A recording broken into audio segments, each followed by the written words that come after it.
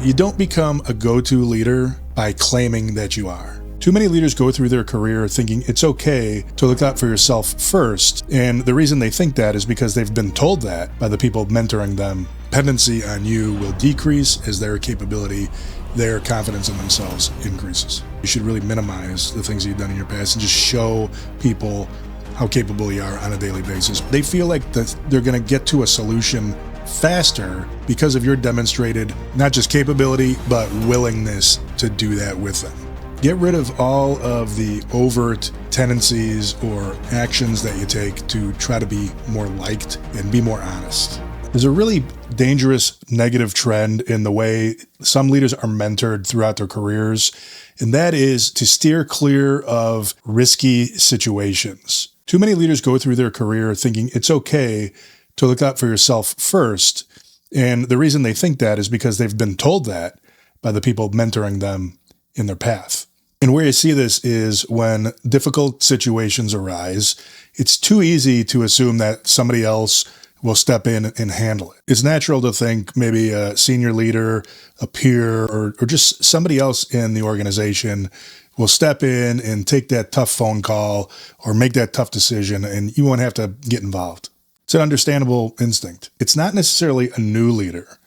It can be a new leader, but it's more so somebody that's been in the job a little bit and they started learning the wrong lessons in this part of their career. And to be fair, it's closely linked to figuring out your boundaries as a leader. When are you overstepping and what is not really your business? That does take a while to get used to and get a feel for. But until you figure that out, you're not going to be one of those dependable, trusted leaders that people remember. In this video, we're going to talk about how to make yourself that go-to leader, the person in the organization that everybody knows they can depend on. When trouble strikes, they go to that person. That's you. And for help, for assurance, how do you become that person that people think of when they need somebody dependable? The go-to leader. And here's a quick list of the topics that we'll talk about. What good leaders do differently and the importance of being involved. And why difficult situations are even more important to be involved in, not less. Why is it natural to assume somebody else will step in and take care of that problem? We'll talk about when nobody feels like they're authorized to act. What go-to leaders don't get themselves involved with or what they don't do. How people make decisions based on availability or the availability heuristic. Does that apply to you as a leader? How do people see you if you don't get involved? How you'll earn respect by being the go-to leader and receive those early warnings from people of what's really going on. How you'll see those situations that need to be escalated sooner. And then we'll talk about credibility. Hi, I'm Mike Targos, Marine officer, retired, and founder of Center Desk Leadership Coaching. I spent 21 years leading Marines, retired and moved into project management, engineering, and sales. Been doing that for 13 years. So I've seen both sides, military and civilian leadership. And this channel is about leading the team you have, not the one you wish you had.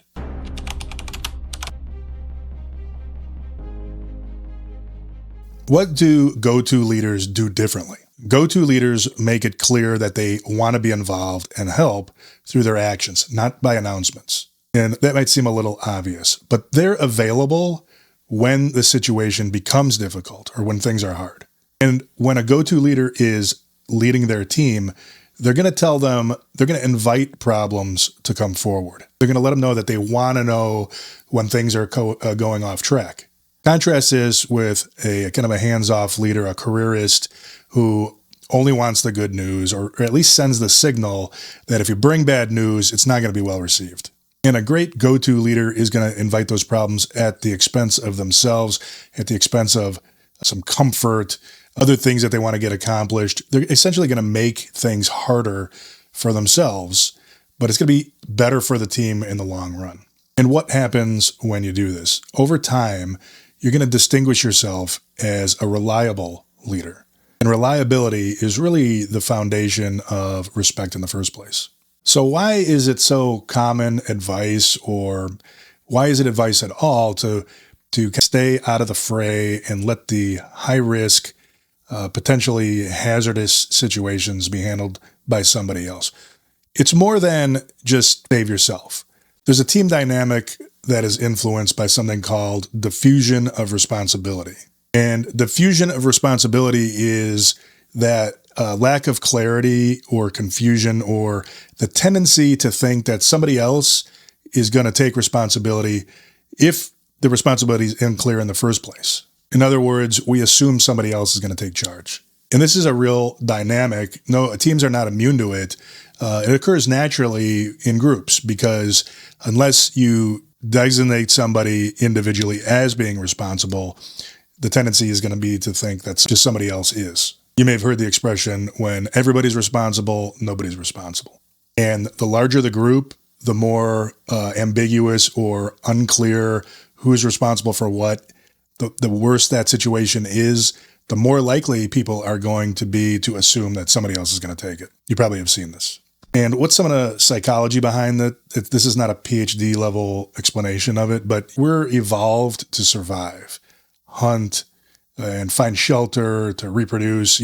If you view most of your tendencies in terms of those survival instincts, things become a lot clearer. So the human brain is not really designed or evolved. It's evolved to survive in the wild. It's not evolved to work in a complex office environment or in a matrix organization. So we're really fighting against some of that natural inertia there with some of these tendencies to just save ourselves. Big teams with overlapping roles, that's not how thinking occurs. Abstract authority, indirect consequences that can come down.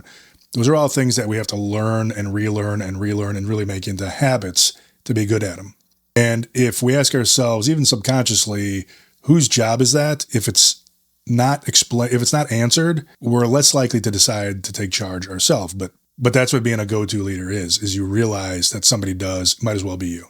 And how this shows up in organizations is nobody feels like they're even authorized to act. And that's just that subconscious giving that little extra push to not be involved. Contrast that with you being explicitly told, this is you, and you're going to act. Too many leaders just wait for a problem to find a leader or somebody to solve it. Proactive go-to leaders, when they see something stagnant, they go to it and find out what's going on.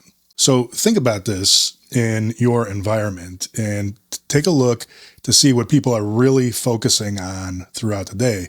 It's probably very scripted and scheduled and routine. You be one of those leaders that has enough awareness to spot things that are stalling out or that are not moving forward. And then your question to bring attention to the issue is, who's responsible for that? Who's got that? And even maybe just asking that question will get some thought going, and it might be enough to get things unstuck.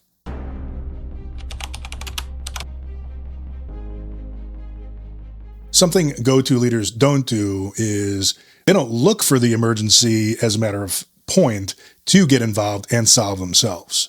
It's all about ownership. Who's got that, like I was saying. But even in doing so, in identifying what needs attention and being involved just enough to get it moving again, you're going to be the person people think of when trouble strikes or when there's a question or when things just can't seem to move forward. And this isn't because you're a nice guy. This is because of the consistent behavior that you're showing. Because the people on your team, they're always asking themselves, or they're always assessing, who is going to be available to help me when I have a problem? We're inherently self-interested.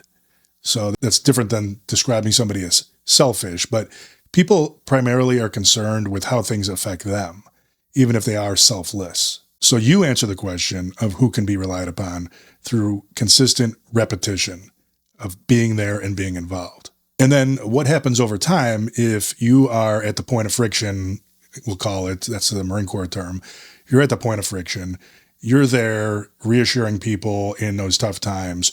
What they'll actually do is they'll start associating you with resolution in general. And that's reinforced with what we're going to talk about here for a few minutes, availability heuristic.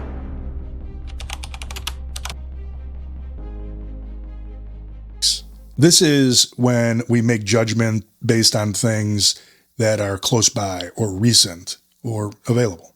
Leaders who are present in difficult moments will then naturally be thought of before others. Another way of saying it is you're the person that comes to mind in difficult moments, almost automatically.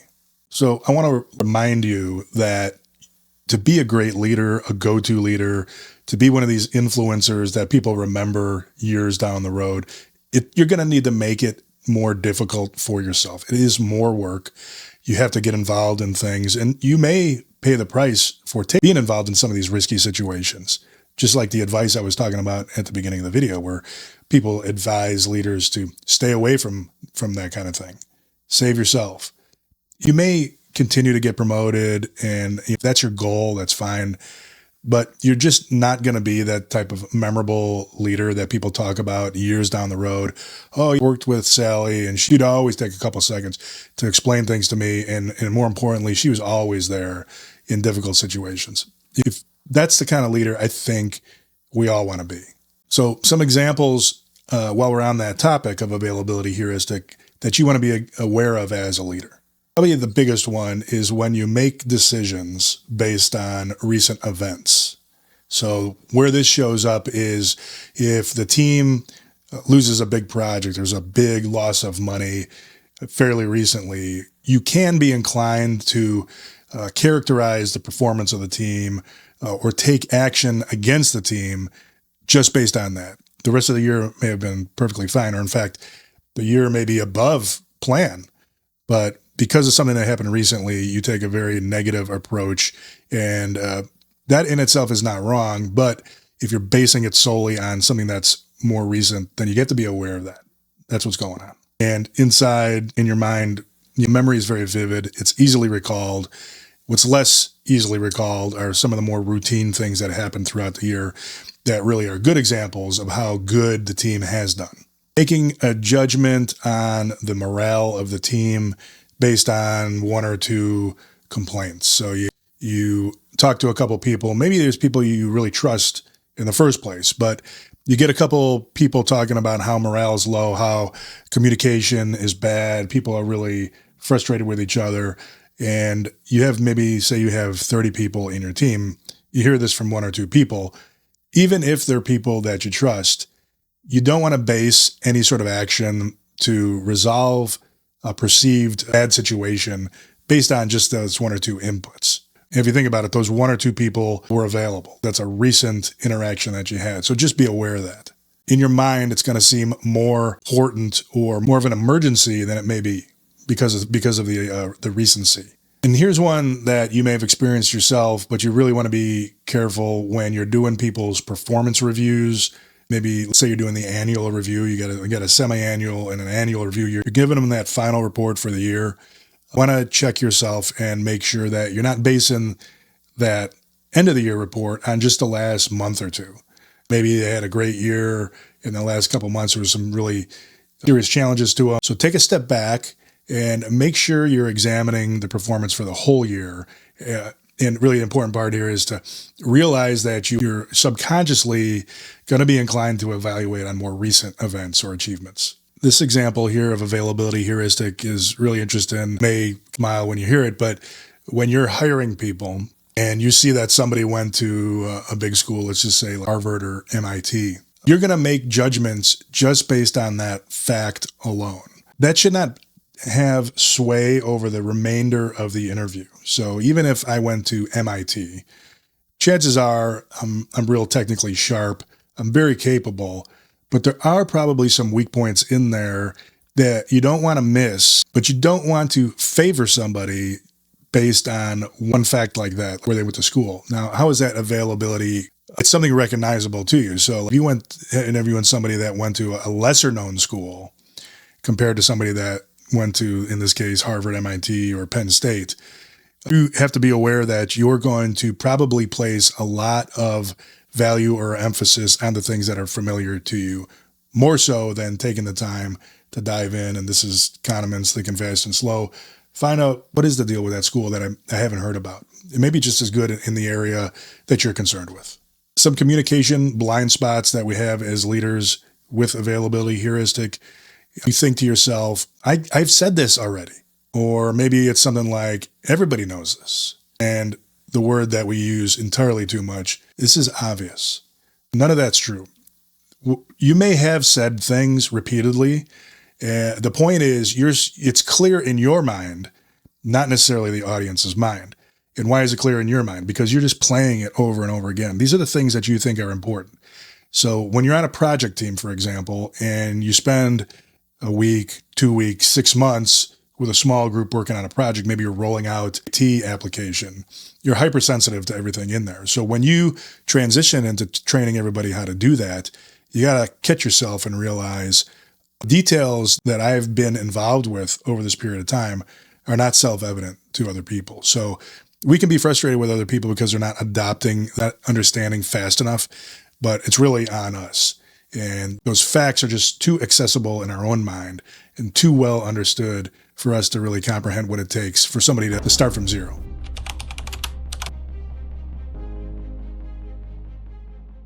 These are some of the things that happen when a go-to leader is available and around.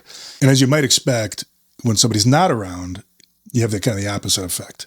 What happens to leaders who stay out of the pressure moments and they whatever reason, are not around when the team is dealing with time-sensitive, high-cost, or customer-related issues? Or maybe that you are involved, but you're just not participating. You're staying silent. The problem there is that people can perceive that very easily as you're indifferent. Or worse than that would be unreliable. But let's say you're around but not participating. You may not mean to come off that way. You may care very deeply about it. But what matters is the perception of the team. Now, you could argue whether or not how important perceptions are, but the point is, how are people going to move forward from that point with their perception of you as the leader? And if they think you're indifferent or scared or just generally not interested in helping them, then that's a reality that you're going to have to take into account. And what you'll see over time is that people stop reaching out to you. That's something that I had experienced. That happened to me early in my Marine career when I noticed that guys would have problems and they were going to other people to help them solve them instead of me as the leader. So that was 30 years ago. That really left an impression on me. It's important for you to consider that as well. That's another big reason in the long run you want to be that go-to leader. It's going to give you more confidence in your own performance too.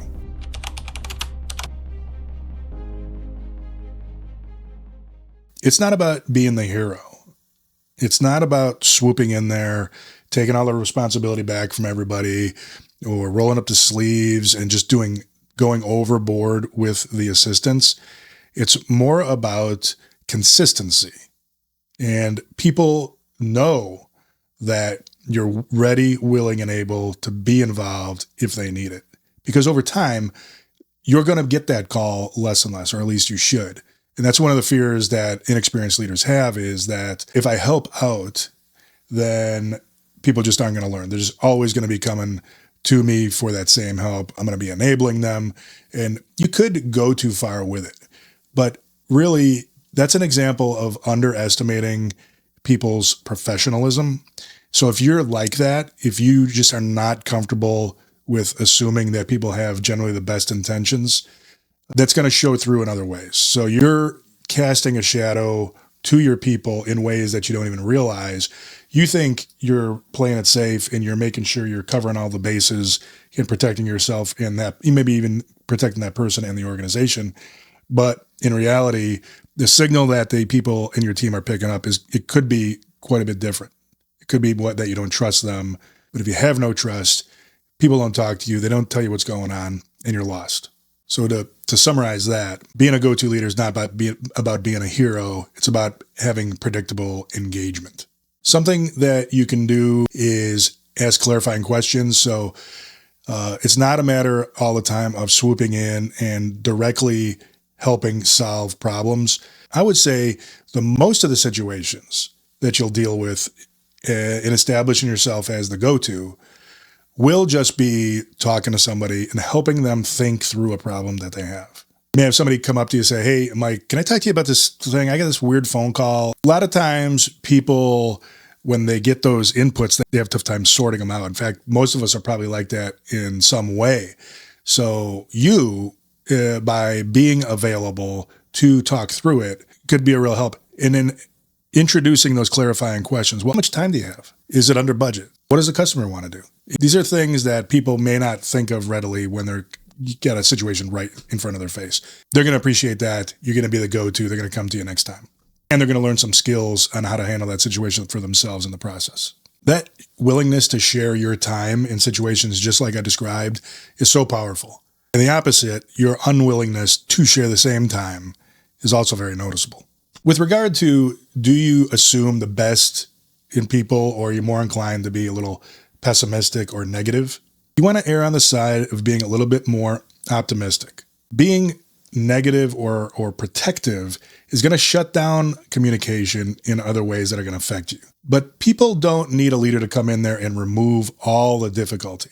A lot of times a leader, probably an inexperienced leader, is going to do this because they want to be liked. It's a subconscious driver that you got to be aware of as well. When you get into leadership, it's going to show through in ways that you don't expect. In fact, making things harder for yourself could be a form of wanting to be liked. We'll do that in another video in detail. You don't need to go in and remove all the difficulty. And the best people that you want to keep on your team, they don't want you to do that either. They want to solve it themselves. So you just got to be there standing, I like to say, shoulder to shoulder with them when the bullets start flying. And one big thing this does is it reduces anxiety, the pressure relieves, especially if you are senior to them, maybe if it's your direct report, but even if it's not, you're a leader in the organization. And you could be a leader, like an influential leader, not even with a title. But if you're somebody looks up to, they're going to attribute your ability to shoulder some of the pressure coming in anyway. Think about situations where you're not sure what you need to do. You have a discussion with your boss and the boss says, "Oh, thanks for telling me, I'll take that." When somebody with influence over you, authority, not necessarily all the time authority, but call it influence. If it's somebody that you respect, when they say, "I'll take that, don't worry about it," pay attention to your reaction when you hear that, because more likely than not, you're going to kind of go entirely.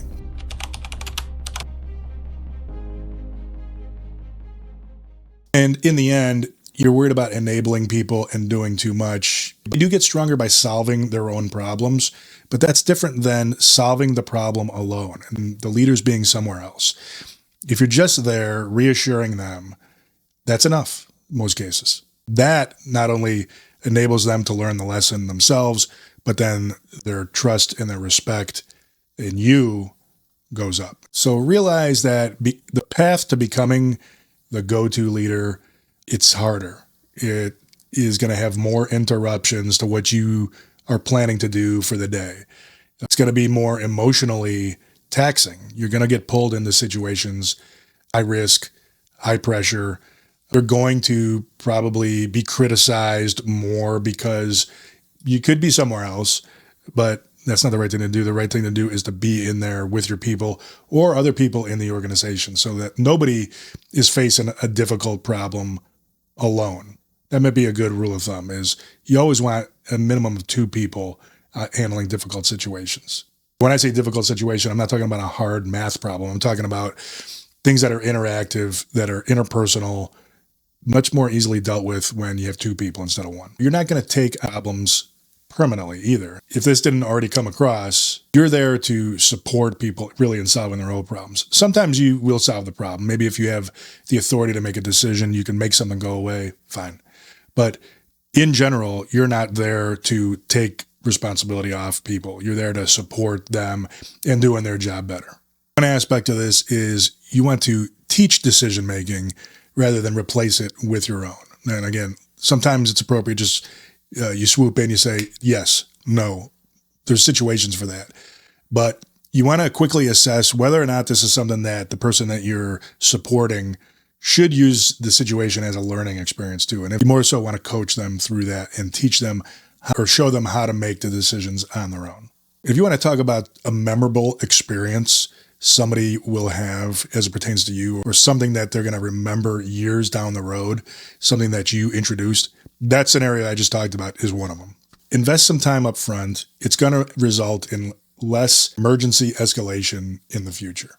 People's dependency on you will decrease as their capability, their confidence in themselves increases. So another way of thinking of it is when you're supporting people in this way, it's developmental. You should be building something in those situations.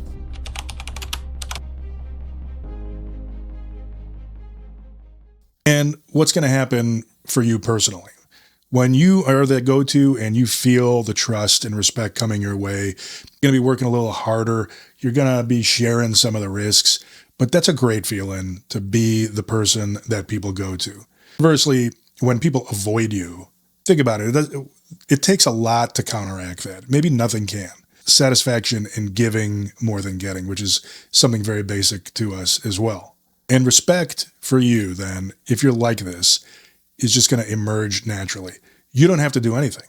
You don't have to prove how much you know or how smart you are or all the things that you've done in your past, which, by the way, you should really minimize the things that you've done in your past and just show people how capable you are on a daily basis. But you don't have to do any of that to earn respect. You get involved, you help people in those tough situations. It's going to happen by itself. And just you contrast this with leaders who don't get involved, who stay clear of the firefight or the situation at hand. You may continue to get promoted. You may do okay in the organization, but it's going to be hard for you to develop that same kind of loyalty from people if they're just on their own and they just cannot count on you when the chips are down. Teams led by a go-to, aggressive, involved leader escalate issues sooner. If you want a practical reason, people are going to bring you things that'll get you and the organization and the team in trouble sooner because they feel more comfortable doing that. And not just that, they feel like they're going to get to a solution faster because of your demonstrated not just capability, but willingness to do that with them. Of course, this has nothing to do with you saying yes to everything people bring you either. People don't end up trusting you because you always say yes or giving good news. People know that not everything is good news. What they're going to gravitate toward, what they're going to respect is your willingness to be truthful with them. So quickly, to get rid of all of the overt tendencies or actions that you take to try to be more liked and be more honest, be more straightforward and decisive.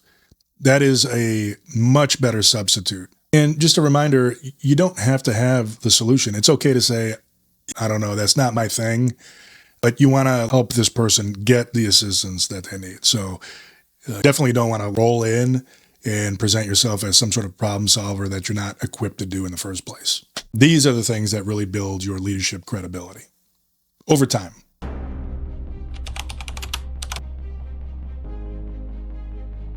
Last thing I'll say is you don't become a go-to leader by claiming that you are. You get that way by demonstrating over time, consistently, that your interest is not yourself, it's the team. And that's it. Hope you enjoyed the video. If this made you think a little bit differently about how you're leading, consider subscribing. Because if you're leading people, you don't get ideal conditions. You get real ones. And leadership is not about leading a team, some mythical team you wish you had. It's about leading who you have today and getting the skills and experience to do so. That's what this channel is about. So go in tomorrow, be that go-to leader, be the one people can trust to be available when trouble strikes, be sincere, make it hard for yourself, put others before yourself, and it's going to happen. The respect will just emerge. Good luck.